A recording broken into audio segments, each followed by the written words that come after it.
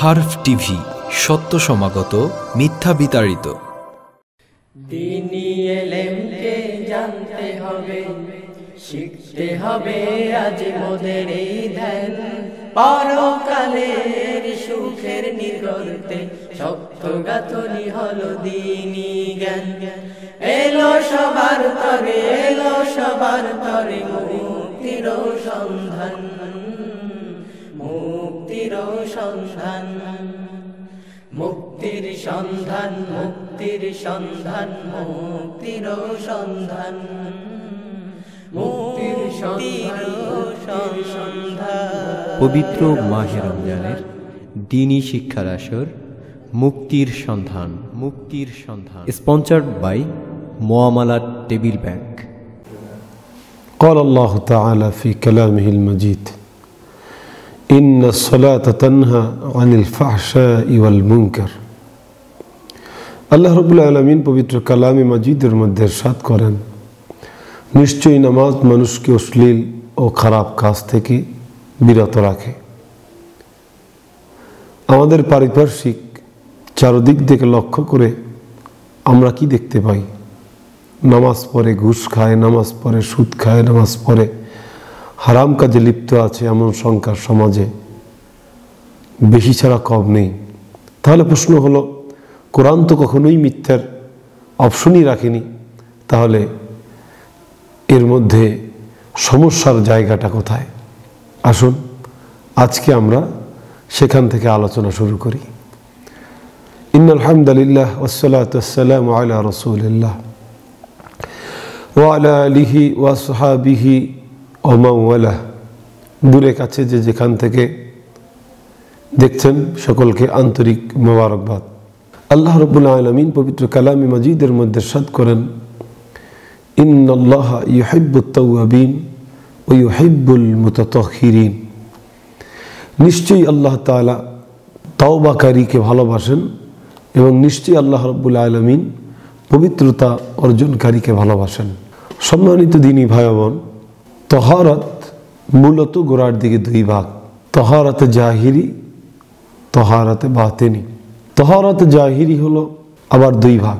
প্রথম ভাগ নাজাসাত ও ফজলা চিজ হইতে শরীরকে পাক করা।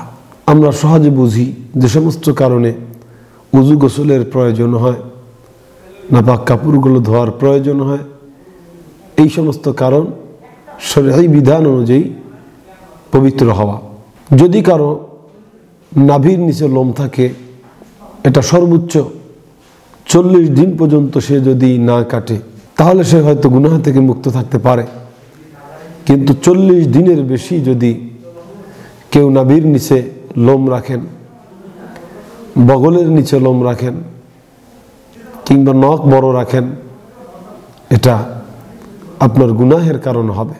মুস্তাহাব ও সুন্নাহ এর আমল হলো প্রতি জুমাবার এই ফজলা চিজ অর্থাৎ অতিরিক্ত যে সমস্ত বস্তুগুলো রয়েছে, নাভির নিচের লোম, বগলের নিচের লোম, মোষ, তারপরে নখ, এগুলো ছেঁচে কেটে ফেলা এবং গোসল করে আল্লাহ রাব্বুল আলামিনের ঘর মসজিদের দিকে রওনা হওয়া।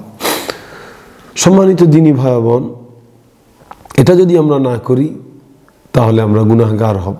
তো সমাজ এই মাসালা মোটামুটি সকলে ভালো করে বুঝেন, যে কারণে উযু ছুটলে উযু করতে হয়, গোসল করার ফরজ হলে গোসল করতে হয়, অথবা মুস্তাহাব গোসল করেন। তাহারাতে জাহিরির প্রথম অংশ নাজাসাত ফজলা চিজ হইতে পাক হওয়া, এটা সবাই বুঝতেছেন। কিন্তু আমাদের সমস্যা যেই জায়গাটায় আটকে রয়েছে সেটা হলো তাহারাতে জাহিরির যে গুরুত্বপূর্ণ একটি অংশ, সমস্ত শরীরকে গুনাহ থেকে পাক করা, এটা কি সমাজ বুঝে? প্রিয় ভাই, আপনার চোখে আল্লাহ রাব্বুল আলামিন যা কিছু দেখা হারাম করেছেন, ওই হারাম বস্তুগুলো চোখ দিয়ে দেখলে চোখ নাপাক হয়ে যায়। কানের দ্বারা আল্লাহ রাব্বুল আলামিন যেগুলো শোনা হারাম করেছেন, কান দ্বারা সেই গান বাদ্য অশ্লীল বাক্যগুলো গীবাত শুনলে কান নাপাক হয়ে যায়। মুখ দ্বারা আল্লাহ রাব্বুল আলামিন যেগুলো হারাম করেছেন, মিথ্যা কথা বলা, এটা মিথ্যা বললে মুখ নাপাক হয়ে যায়। গীবাত করা, গীবাত করলে মুখ নাপাক হয়ে যায়। হারাম খাদ্য গ্রহণ করলে পুরো শরীর নাপাক হয়ে যায়।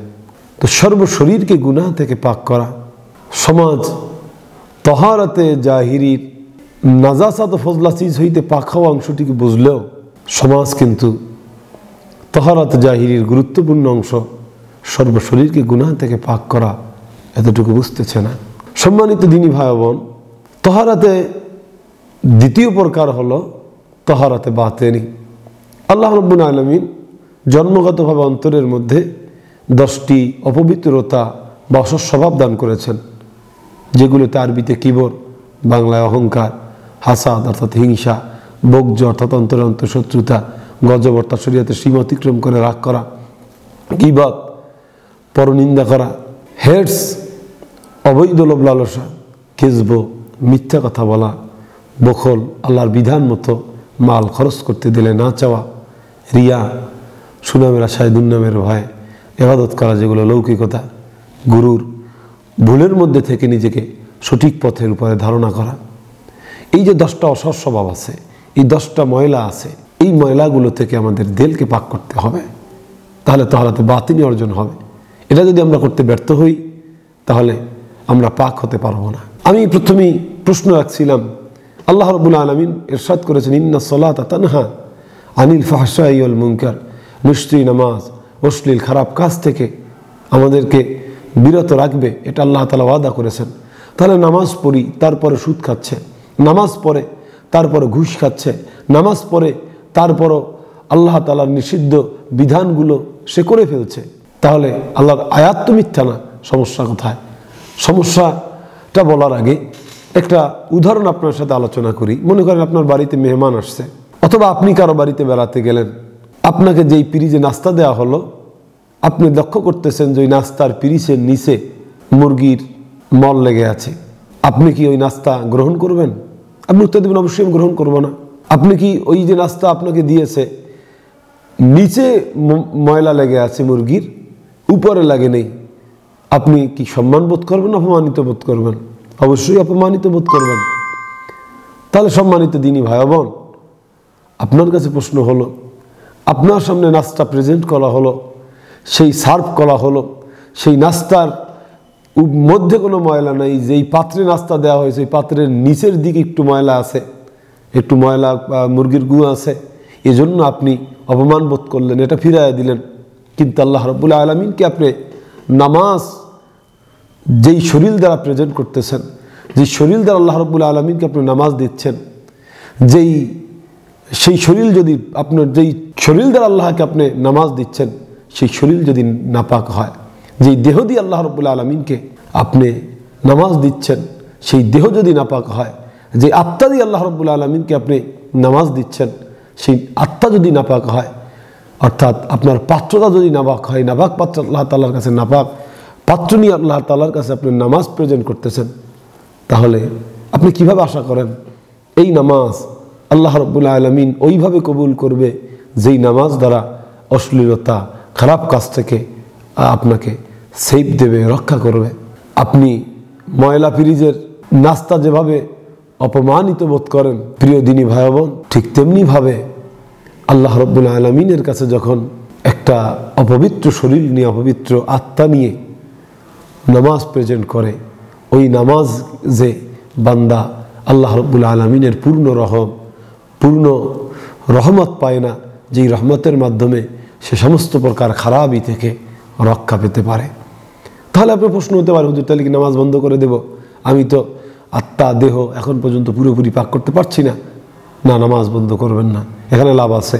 লাভ হলো এই, আপনি যদি নামাজ আদায় করেন, আপনি এখান থেকে ফায়দা পান বা না পান, আপনার ত্রুটি যতই থাকুক না কেন, যদি নামাজটা আপনি আদায় করতে পারেন, আর কান আকাম ঠিক রেখে, ওয়াজিব নামাজের ফরজগুলো ঠিক রেখে, তাহলে অবশ্যই আপনার যে ফায়দা হবে সেটা হলো অন্তত আপনি নামাজের যা শাস্তি 80 হকবা সময় জাহান্নামে জ্বলতে হবে বলে এক ওয়াক্তের বিনিময়ে রাসূল সাল্লাল্লাহু আলাইহি ওয়াসাল্লাম হুঁশিয়ার ঘোষণা করেছেন, ওই সময়টুকু আপনাকে জাহান্নামে জ্বলতে হবে না।